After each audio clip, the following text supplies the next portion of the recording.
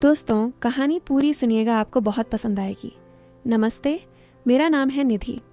उम्र अभी 19 की हो गई, लेकिन जब से होश संभाला है मेरे अंदर एक अजीब सी गुदगुदी रहती है, जैसे बदन में कोई हल्की सी आग सुलगती हो जो कभी बाहर नहीं निकलती, बस अंदर ही घूमती रहती है। मेरी स्किन गोरी है, लेकिन गांव की धूप ने थोड़ा सा रंग चढ़ा दिया है। और मेरी कमर, अरे वो तो खुद ही घूमती है जब चलती हूँ, जैसे कोई लहराती नदी। लोग कहते हैं मेरी आंखें बड़ी हैं, बोलती हैं, और होंठ थोड़े मोटे, जैसे रस भरी फल। मैं अपनी सौतेली माँ के जाने के बाद पापा के साथ रहती हूँ, और पापा, वो तो मेरे हीरो हैं, लेकिन कभी कभी उनकी नज़रें मुझ पर टिकती हैं तो दिल धक से हो जाता है। समझ नहीं आता क्यों। आज सुबह की बात है, मैं किचन में चाय बना रही थी। गांव का घर है हमारा, मिट्टी की दीवारें, ऊपर छप्पर और बाहर बरगद का पेड़। पापा बाहर बैठे थे, अपने पुराने रेडियो पर गाने सुन रहे थे। मैंने गैस जलाई, दूध उबलने लगा। मैंने अपनी पुरानी फ्रॉक पहनी थी जो थोड़ी टाइट हो गई है, छाती पर कसती है और नीचे से घुटनों तक आती है। दूध उबलते हुए झाग बनने लगा। मैंने झुककर देखा और तभी पापा अंदर आए। निधि, चाय में अदरक डाल देना, आज गला कुछ खराब लग रहा है, वो बोले और मेरे पास खड़े हो गए। मैंने अदरक कद्दूकस करने लगी और उनकी सांस मेरे कंधे पर लग रही थी, गर्म, थोड़ी भारी। मैंने मुड़कर कहा, पापा आप इतने पास क्यों खड़े हो, जगह कम है क्या? वो हंसे, बेटी तेरी चाय की खुशबू दूर तक जाती है, पास आकर ही पीनी पड़ती है। मैंने हंसते हुए कहा, अरे पापा, चाय की खुशबू या कुछ और? वो चुप रहे, बस मुस्कुराए। चाय बन गई। हम दोनों बाहर बरामदे में बैठे। पापा ने चाय पीते हुए कहा, निधि तेरी माँ होती तो आज तुझे सिखाती कि चाय में इलायची कैसे डालते हैं। मैंने कहा, पापा आप ही तो मेरी माँ भी हो, पापा भी। वो मेरी आंखों में देखते रहे, जैसे कुछ कहना चाहते हों। चाय पीते पीते पापा ने अपना पुराना एल्बम निकाला जो अलमारी में रखा रहता है। देख निधि, ये तेरी माँ की फ़ोटो है जब वो तेरी उम्र की थी। मैंने फ़ोटो देखी, माँ सुंदर थी, लेकिन मैंने कहा, पापा मैं तो उनसे ज़्यादा, मतलब अलग हूँ। पापा ने मेरे बालों में हाथ फेरा। हाँ बेटी, तू अलग है, तेरी मुस्कान में कुछ और ही जादू है। उनका हाथ मेरे बालों में फंस गया। मैंने हल्के से सिर हिलाया, लेकिन वो हाथ नहीं हटाया। बाहर मुर्गियां बोल रही थीं और पापा की उंगलियां मेरे कान के पास घूम रही थीं। मैंने कहा, पापा आपकी उंगलियां गर्म हैं। वो बोले, सर्दी का मौसम है ना, गर्माहट चाहिए। मैं हंस पड़ी, लेकिन अंदर कुछ हो रहा था, जैसे कोई तार खींच रहा हो। फिर पापा ने कहा, चल आज खेत पर चलते हैं, फसल देखनी है। हम दोनों साइकिल पर निकले। मैं आगे बैठी, पापा पीछे। रास्ते में गड्ढे थे, साइकिल उछलती और मैं पापा की छाती से टकराती। हर बार टकराने पर पापा की बाहें मेरी कमर पर कस जाती। निधि संभल के, वो कहते, लेकिन उनकी हथेलियां मेरी कमर पर रुकती। मैंने कहा, पापा आपकी बाहें मजबूत हैं।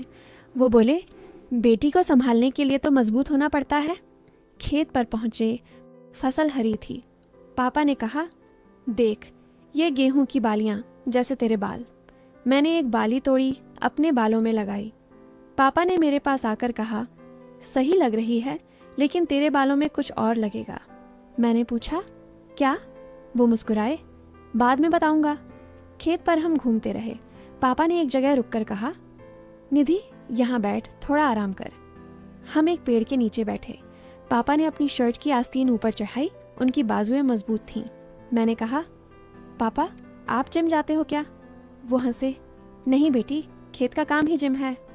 मैंने उनकी बाजू छुई, सख्त हैं। वो बोले, तू भी छू के देख, कितनी ताकत है। मैंने हंसते हुए छुआ, लेकिन उनकी त्वचा गर्म थी। पापा ने मेरे हाथ को पकड़ लिया। निधि तेरे हाथ नरम हैं, जैसे रुई। हम ऐसे ही बातें करते रहे और सूरज ढलने लगा। वापस आते समय पापा ने कहा, आज रात खाना मैं बनाऊंगा, तू आराम कर। घर पहुंचे, मैं अपने कमरे में गई। कमरा छोटा है, एक खिड़की, बाहर बगीचा। मैंने कपड़े बदले, एक पतली सी सलवार कमीज पहनी जो शरीर से चिपकती है। पापा किचन में थे, सब्जी काट रहे थे। मैं गई मदद करने। पापा मैं काटती हूँ। वो बोले, नहीं तू बैठ, मैं कर लूँगा। लेकिन मैं उनके पास खड़ी हो गई। पापा चाकू चला रहे थे और उनकी कोहनी मेरी छाती से छू रही थी। हर बार छूने पर मैं हल्के से सिकुड़ती लेकिन रुकती नहीं। पापा आपकी कोहनी, मैंने कहा। वो बोले सॉरी बेटी, जगह कम है। लेकिन वो हटे नहीं। सब्जी कट गई। पापा ने कहा निधि तू दाल चढ़ा दे। मैंने दाल चढ़ाई और पापा मेरे पीछे खड़े हो गए जैसे देख रहे हों। उनकी सांस मेरी गर्दन पर लग रही थी। मैंने मुड़कर कहा पापा आप इतने पास? वो बोले देख रहा हूँ कहीं जल ना जाए। खाना बन गया। हम डाइनिंग टेबल पर बैठे। टेबल छोटी है, हमारे घुटने आपस में टकरा रहे थे। पापा ने रोटी तोड़ी, मेरे मुंह के पास लाए। ले बेटी। मैंने खाया लेकिन उनकी उंगलियां मेरे होंठों से छू गईं। पापा आपकी उंगलियां। वो मुस्कुराए। स्वाद छक रहा था। हम खाते रहे और पापा ने कहा निधि तेरी उम्र में लड़कियां शादी की बात करती हैं, तू नहीं। मैंने कहा पापा आप हो ना, कौन करेगा शादी। वो चुप रहे, फिर बोले बेटी पापा हमेशा रहेगा। रात हो गई। हम सोने गए। मेरा कमरा पापा के बगल में है। दीवार पतली है। मैं बिस्तर पर लेटी और पापा की खांसी सुनाई दे रही थी। मैं उठी, उनके कमरे में गई। पापा पानी। वो बोले हाँ बेटी। मैंने पानी पिलाया। उनके होंठ गीले हो गए। वो मेरे हाथ को पकड़कर बोले निधि तू मेरी जान है। अगली सुबह मैं उठी तो पापा बाहर थे। मैं नहाने गई। हमारा बाथरूम पुराना है, दरवाज़ा ठीक से बंद नहीं होता। मैंने बाल खोले, पानी डाला। साबुन लगाते हुए मैं गुनगुना रही थी। तभी पापा की आवाज़ आई निधि तौलिया देना। मैंने साबुन लगाया हुआ था, तौलिया लपेटा, दरवाज़ा खोला। पापा बाहर खड़े थे। उनकी नज़रें मेरे गीले बालों पर, फिर नीचे। पापा लो। वो बोले बेटी तेरे बाल गीले हैं, संभल के। मैंने दरवाज़ा बंद किया लेकिन दिल तेज़ धड़क रहा था। नहा कर निकली। पापा किचन में थे। निधि नाश्ता कर ले। हम नाश्ता करने लगे। पापा ने कहा आज गांव की मीटिंग है, चलना है। हम मीटिंग में गए। वहाँ पापा सरपंच से बात कर रहे थे। मैं पास बैठी। पापा की आवाज़ गूंज रही थी और उनकी शर्ट की बटन खुली थी, छाती दिख रही थी। मैं देखती रही। मीटिंग खत्म हुई। वापस आते समय पापा ने कहा निधि तू बड़ी हो गई है, लोग देखते हैं। मैंने कहा पापा आप भी तो देखते हो। वो हंसे। बेटी को देखना पापा का हक है। घर पहुंचे। पापा ने कहा निधि आज तुझे कुछ सिखाता हूँ। वो मुझे सिखाने लगे कि पुरानी चीज़ें कैसे ठीक करते हैं। हम गैरेज में गए जहाँ पुरानी साइकिलें थीं। पापा ने एक स्क्रू ड्राइवर पकड़ा। देख ऐसे घुमाते हैं। मैं उनके पास झुकी। उनकी सांस मेरे चेहरे पर। पापा ऐसे।